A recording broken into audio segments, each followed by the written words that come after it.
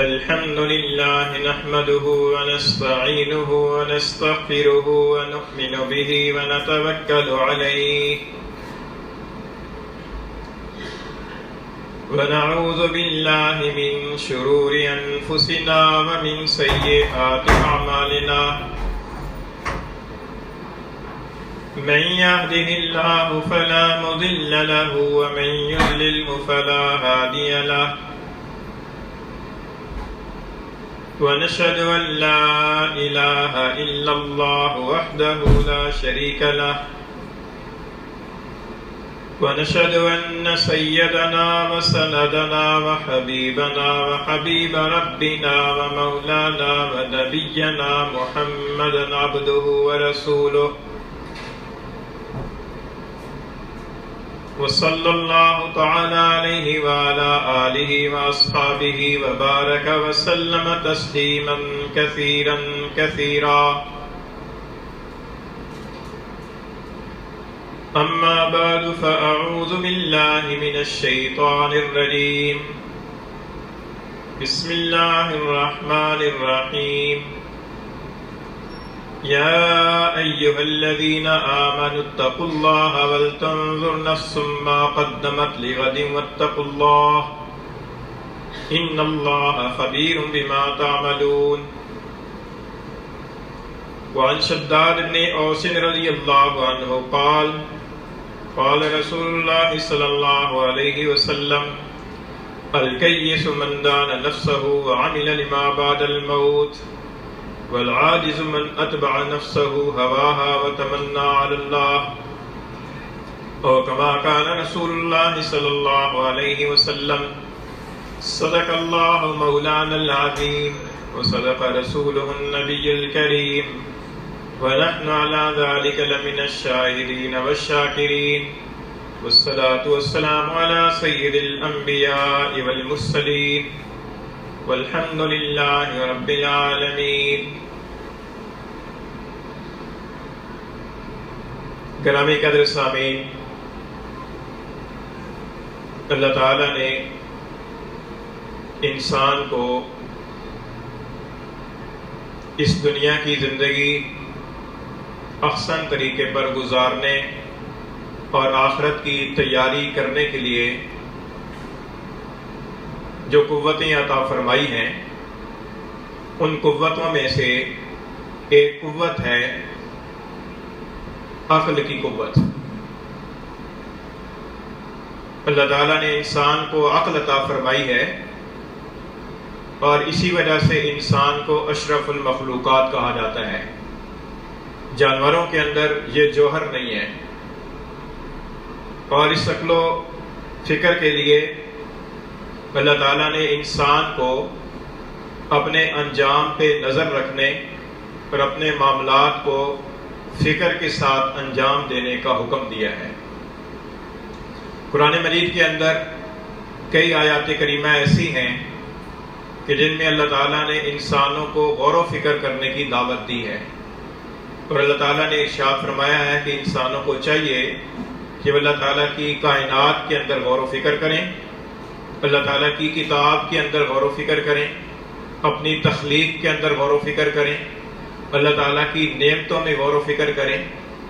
اور اپنے انجام پہ نظر رکھیں۔ یہ جو آیت کریمہ آپ کے سامنے 28ویں پارے سے سورہ حشر کی تلاوت کی ہے، اس میں اللہ تعالیٰ نے انجام پر نظر رکھنے کا حکم دیا ہے۔ فرمایا کہ یا ایھا الذین آمنوا اتقوا اللہ، اے ایمان والو اللہ تعالیٰ سے ڈرو، وَلْتَنْظُرْ نَفْسٌ مَّا قَدَّمَتْ لِغَدٍ، اور ہر انسان کو سوچنا چاہیے کہ اس نے کل کے لیے کیا آگے بھیجا ہے۔ اللہ تعالیٰ نے کل کے لیے غور و فکر کرنے اور کل کے لیے تیاری کرنے کا حکم دیا ہے۔ وَاتَّقُوا اللَّهَ، اور اللہ تعالیٰ سے ڈرو، إِنَّ اللَّهَ خَبِيرٌ بِمَا تَعْمَلُونَ، بے شک اللہ تعالیٰ باخبر ہے ان اعمال سے جو تم کرتے ہو۔ اس آیت کریمہ میں اللہ تعالیٰ نے انجام کے بارے میں متفکر رہنے کی تعلیم دی ہے کہ آدمی انجام کے بارے میں متفکر رہے، اور اسی سے یہ بھی معلوم ہوا کہ اپنے اعمال کی پر، اپنی باتوں پر اور اپنے رد عمل کی پر بھی انسان کو غور و فکر سے کام لینا چاہیے۔ اسی وجہ سے کہا جاتا ہے کہ بات کرنے سے پہلے انسان کو سوچنا چاہیے. اور وہ سوچنا کیوں چاہیے؟ اس لیے سوچنا چاہیے کہ جو بات وہ زبان سے کہنے لگا ہے اس بات کے اثرات کہاں تک پڑیں گے، مخاطب کی پر کیا اثر پڑے گا، مخاطب کے واسطے سے دوسروں کی پر کیا اثر پڑے گا، اور کہاں کہاں تک اس بات کے اثرات پہنچیں گے. وہ اثرات اچھے پہنچیں گے یا برے پہنچیں گے، اس بات کے بارے میں سوچے اور سوچنے کے بعد پھر بات کرے. اسی طریقے سے اگر کوئی انسان کسی دوسرے کے عمل کی وجہ سے متاثر ہوا ہے اور متاثر ہو کر اس کی پر کوئی رد عمل کرنا چاہتا ہے، اس کی پر کوئی جوابی کارروائی کرنا چاہتا ہے، اس کے بارے میں وہ اچھے طریقے سے غور و فکر سے کام لے کہ اگر میں یہ جوابی کارروائی کروں گا تو اس کا دنیا کے اندر کیا اثر پڑے گا، میری آخرت پہ کیا اثر پڑے گا، مخاطب کی پر کیا اثر پڑے گا، معاشرے کی پر کیا اثر پڑے گا. اس چیز کو دیکھنا، یہ انسان عمل کی پر نظر کرے. اللہ تعالیٰ نے ارشاد فرمایا کہ وَلْتَنْظُرْ نَفْسٌ مَا قَدَّمَتْ لِغَدٍ. آدمی کو غور و فکر سے کام لینا چاہیے کہ وہ آگے کے لیے کیا بھیج رہا ہے، کل کے لیے آگے کیا بھیج رہا ہے. تو انسان آگے کے لیے، کل کے لیے آگے اس نے کیا بھیجنا ہے، کس طریقے سے بھیجنا ہے، وہ انسان کے انہی اعمال کے ذریعے سے وہ آگے پہنچتا ہے. آخرت کے اندر پہنچانے کا اور کوئی راستہ نہیں ہے کہ آخرت کے اندر کوئی انسان مال پہنچانا چاہے، اس کے لیے اسے عمل کرنا پڑے گا، صدقہ خیرات کرنا پڑے گا، اس کے لیے اسے غور و فکر سے کام لینا پڑے گا، اپنے اخلاص کو مد نظر رکھنا پڑے گا، مستحق جہاں پر وہ صدقہ کر رہا ہے اس کے حالات کو مد نظر رکھنا پڑے گا، اور صدقہ دینے کی کیفیت کے کیسے میں دوں اس کی پر غور فکر کرنا پڑے گا.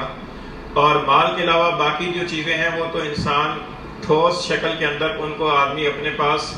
رکھ بھی نہیں سکتا. ان کو تو آگے بھیجنے کا ایک ہی طریقہ ہے کہ آدمی کوئی عمل کرے. آدمی اپنی زبان سے کوئی بات کہے، زبان سے کوئی بات کہے گا، اسے سوچ سمجھ کر کہے گا کہ یہ آگے جا رہی ہے، آگے کسی جگہ پر پہنچ کر محفوظ ہو رہی ہے اور اس کی پر جواب دہی ہوگی. عمل کوئی کر رہا ہے، اس عمل کے بارے میں بھی اسے سوچنا چاہیے کہ یہ عمل آگے جا رہا ہے اور آگے جا کر یہ عمل کسی جگہ پر محفوظ ہو رہا ہے، اور اس عمل کے بارے میں پھر قیامت کے دن باز پرسی ہوگی. تو یہ اللہ تعالیٰ نے ارشاد فرمایا کہ انسان کو غور و فکر سے کام لینا چاہیے. یہ جو فکر ہے، سمجھنا ہے، سوچنا ہے، یہ اصل میں انسان کے اعمال کی بنیاد ہے کہ انسان جب کسی عمل کو کرتا ہے اور وہ عمل جس نہج کا ہوتا ہے یا جس طرز کا ہوتا ہے اس کے پیچھے اسی طرز کی سوچ کار فرما ہوتی ہے. ایک انسان کی سوچ اگر مثبت ہے تو وہ جو اعمال اس کے جسم سے ظاہر ہوں گے، اس کی زبان سے جو باتیں ظاہر ہوں گی، ان کے اندر بھی مثبت پہلو نظر آئے گا اور وہ اس کی سوچ کی بنیاد پر ہوں گے. اسی طریقے سے اگر کسی انسان کی سوچ منفی ہے تو اس کے جسم سے جو اعمال صادر ہوں گے، اس کا جو رویہ ہوگا، اس کی جو بات کرنے کا انداز ہوگا، اس سے اس کی منفی سوچ کی عکاسی ہو رہی ہوگی. تو پیچھے اصل میں وہ سوچ کا فرما ہے. اسی لیے اللہ تعالیٰ نے قرآن مجید کے اندر کئی مقامات پر اللہ تعالیٰ نے ارشاد فرمایا ان فی ذلک لآیۃ لقوم یتفکرون. اس کے اندر نشانیاں ہیں ان لوگوں کے لیے جو غور و فکر سے کام لیتے ہیں. اسی طریقے سے ایک جگہ اللہ تعالیٰ نے ارشاد فرمایا ان فی خلق السماوات والارض واختلاف اللیل والنہار لآیات لأولی الالباب الذین یذکرون اللہ قیاما وقعودا وعلی جنوبہم وَيَتَفَكَّرُونَ فِي خَلْقِ السَّمَاوَاتِ وَالْأَرْضِ رَبَّنَا مَا خَلَقْتَ هَذَا بَاطِلًا فَقِنَا عَذَابَ النَّارِ. اللہ تعالیٰ فرماتے ہیں کہ بے شک زمین و آسمان کی پیدائش میں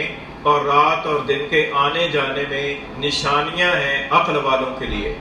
عقل والے کون ہیں؟ الذین یذکرون اللہ قیاما وقعودا. وہ لوگ ہیں کہ جو ذکر کرتے ہیں اللہ کا کھڑے ہونے کی حالت میں بھی، بیٹھے ہوئے ہونے کی حالت میں بھی، وعلی جنوبہم، اور اپنے پہلو کے بل لیٹے ہوئے ہونے کی حالت کے اندر بھی اللہ تعالیٰ کو یاد کرتے ہیں. وَيَتَفَكَّرُونَ فِي خَلْقِ السَّمَاوَاتِ وَالْأَرْضِ، اور زمین و آسمان کی پیدائش میں غور و فکر سے کام لیتے ہیں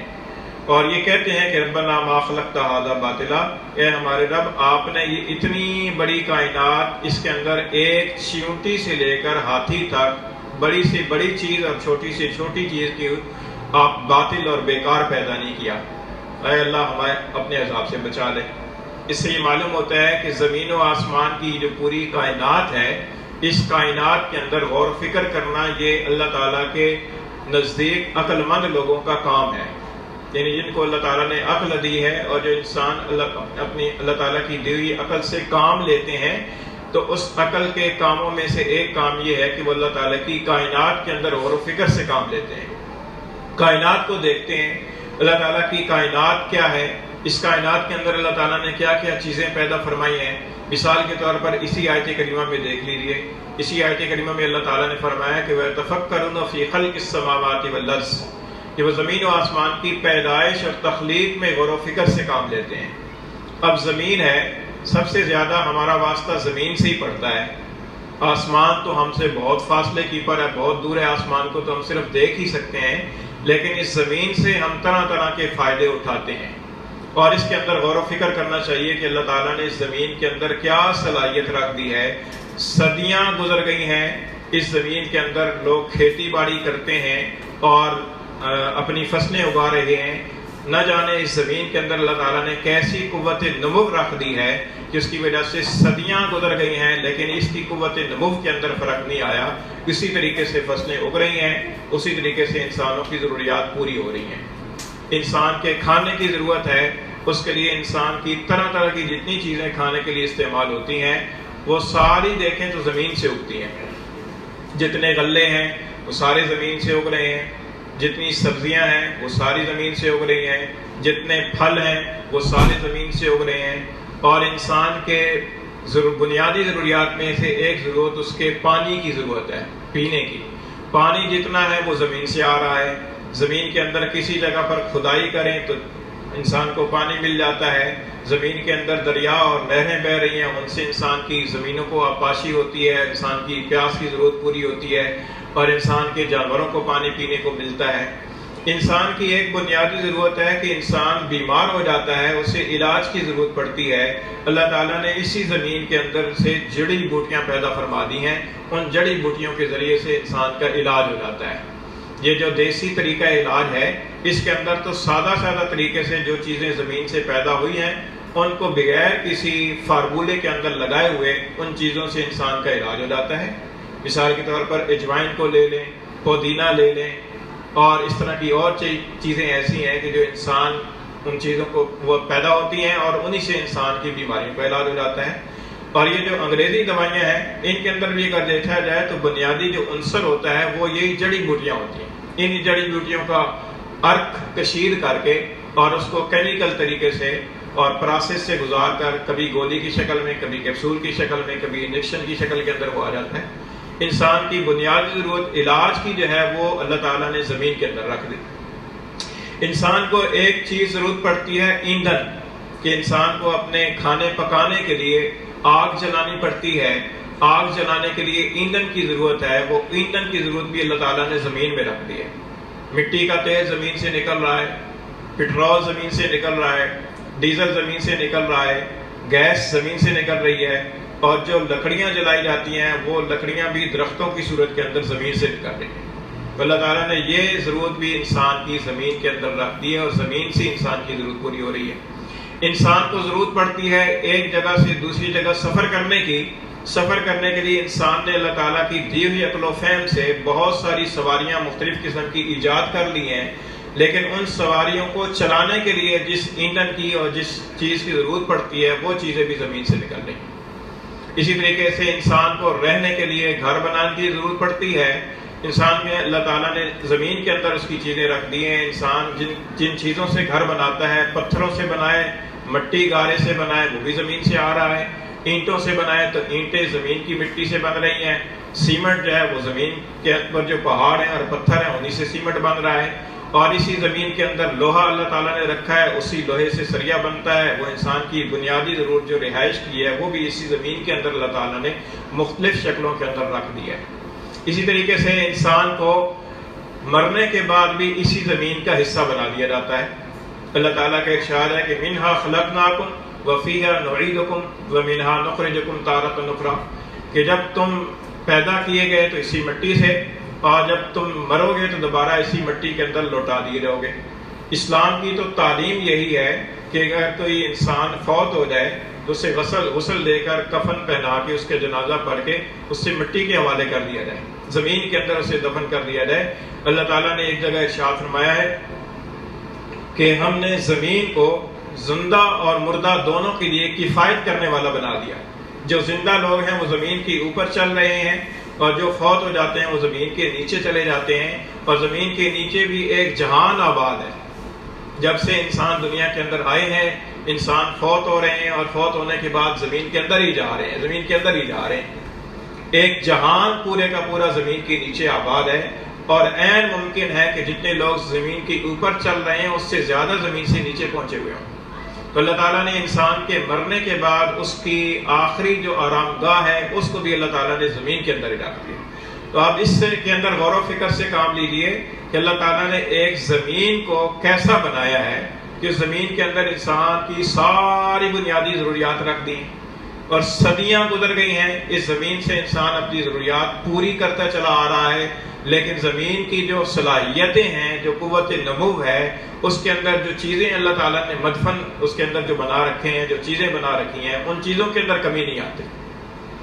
اسی زمین سے اندر انسان جو ہے نا وہ کوئلہ لے رہا ہے، اسی زمین سے نمک لے رہا ہے، اسی زمین سے سونا چاندی آ رہا ہے، اسی زمین سے لوہا آ رہا ہے۔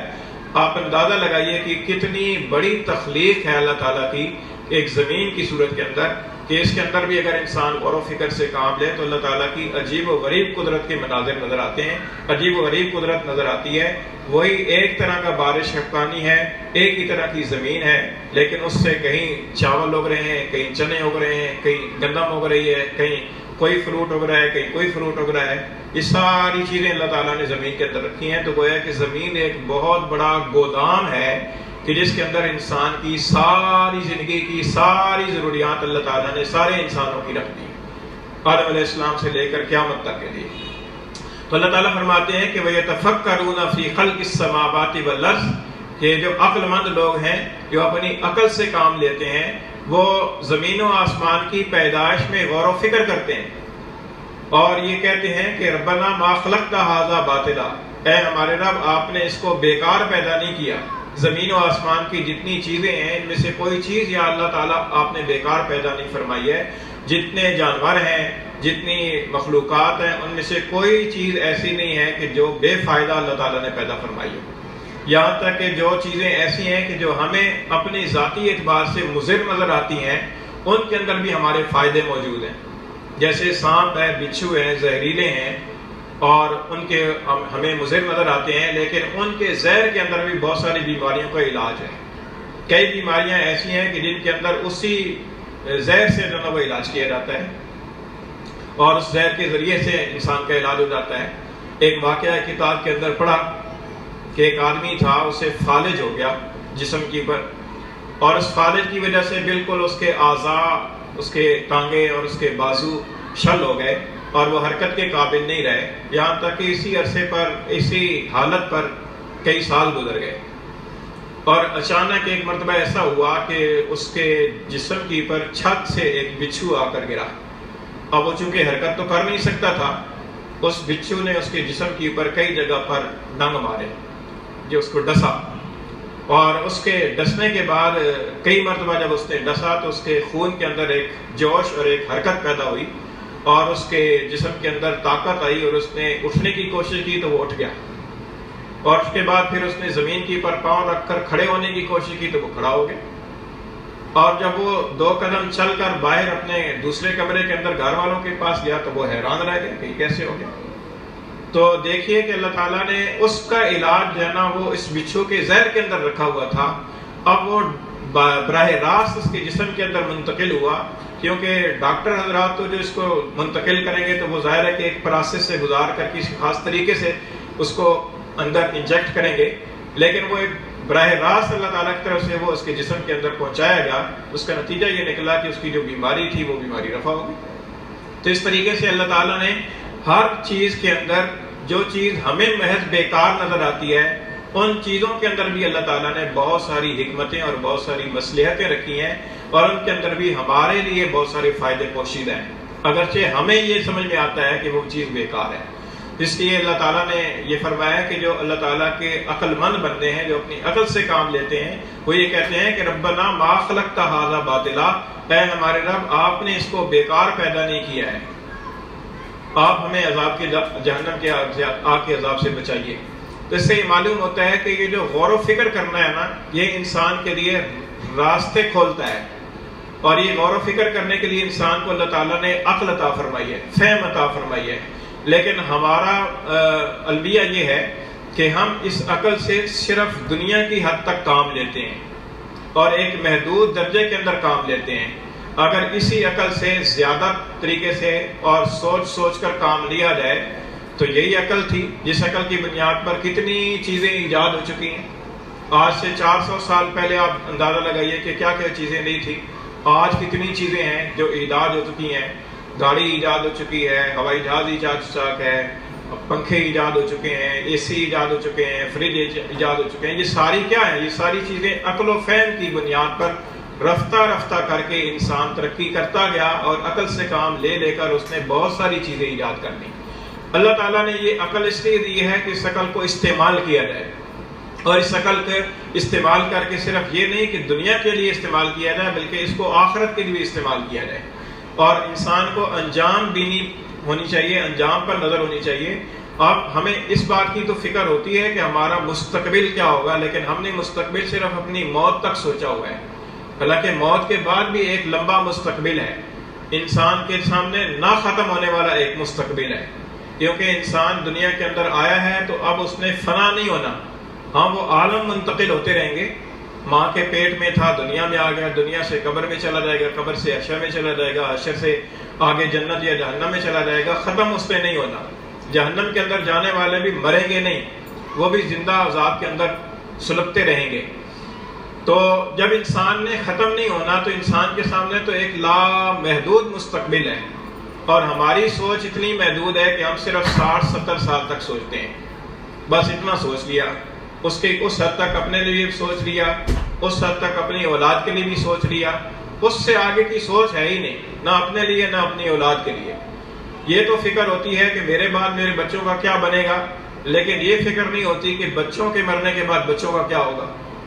آخر جو بچے ہیں انہوں نے بھی تو بڑے ہو کر مرنا ہے نا، ان کے مرنے کے بعد ان کے مستقبل کیا ہوگا۔ تو اللہ تعالیٰ یہ فرماتے ہیں کہ انسان کو اپنی عقل و فہم سے کام بھی لینا چاہیے، اور کام بھی اتنا لینا چاہیے کہ آخر تک وہ جائے۔ اللہ تعالیٰ فرماتے ہیں کہ وَلْتَنْظُرْ نَفْسٌ مَا قَدَّمَتْ لِغَدٍ،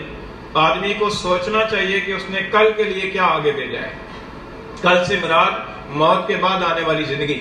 اور اس کو کل سے اس لیے تعبیر کیا کہ جیسے کل کا آنا 100% یقینی ہے، اسی طریقے سے موت کا آنا بھی 100% یقینی ہے۔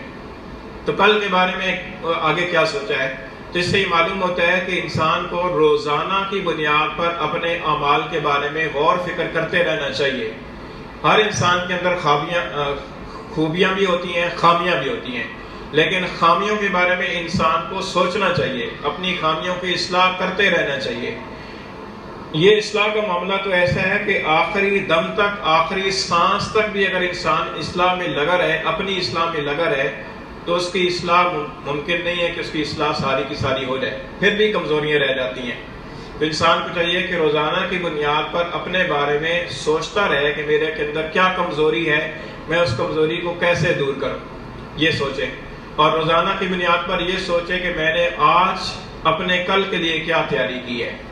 آج میں نے اپنی آخرت کے لیے کتنے اعمال کیے ہیں، کتنے اعمال ایسے ہیں کہ جو میں نے خالص اللہ تعالیٰ کی رضا کے لیے کیے ہیں، اور وہ مقدار میں کتنے ہیں، کیفیت میں کیسے ہیں، ان کے اندر مزید بہترائی کیسے لائی جا سکتی ہے۔ نماز ہم پڑھتے ہیں، روزانہ پڑھتے ہیں، سالہ سال تک پڑھتے رہتے ہیں، لیکن اس نماز کو صحیح طریقے سے میں کیسے پڑھ سکتا ہوں، مزید کتنا بہتر کر سکتا ہوں، اس کے بارے میں ہم سوچتے نہیں ہیں۔ ہم اپنے اعمال کے بارے میں یہ نہیں سوچتے کہ اس عمل کے بارے میں قیامت کے دن بھی جواب دہ ہونا ہے، اس جواب دہی کے احساس کو سامنے رکھ کر میں عمل کروں۔ تو یہ ساری چیزیں سوچنے سے آتی ہیں۔ آپ یہ سمجھیے کہ سوچنا جو ہے نا، یہ ایک اللہ تعالیٰ کی طرف سے ایک گر کی بات ہے، ایک ماسٹر کی ہے۔ اگر انسان کو سوچنے کی عادت پڑ جائے نا، کہ اعمال سوچ سوچ کر کیا کرے، اور وہ اپنے اعمال کے کرنے کے بعد بھی سوچے کہ میں نے عمل کیسا کیا ہے، تو شروع کے اندر تو یہ مشکل لگے گا، لیکن اگر سوچنے کی عادت ڈال لے گا تو انشاءاللہ تعالیٰ اس کے معاملات کی بہتر ہونا شروع ہو جائیں گے، اس کے دوسروں کے ساتھ تعلقات کے اندر بھی بہتری آئے گی، اور اس کے اپنے اعمال کے اندر بھی بہتری آئے گی، اور اس کی اپنی ذات کے اندر بھی خامیاں رفتہ رفتہ کم ہونا شروع ہو جائیں گی۔ تو اللہ تعالیٰ سے دعا ہے کہ اللہ تعالیٰ ہمیں غور و فکر سے کام لینے کی توفیق عطا فرمائے۔